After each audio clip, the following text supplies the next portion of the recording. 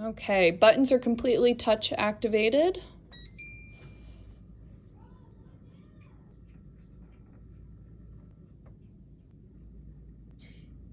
Another viewer said he had a problem with it automatically going to Celsius when it would turn on. I'm not experiencing that. You can pick the fan speeds.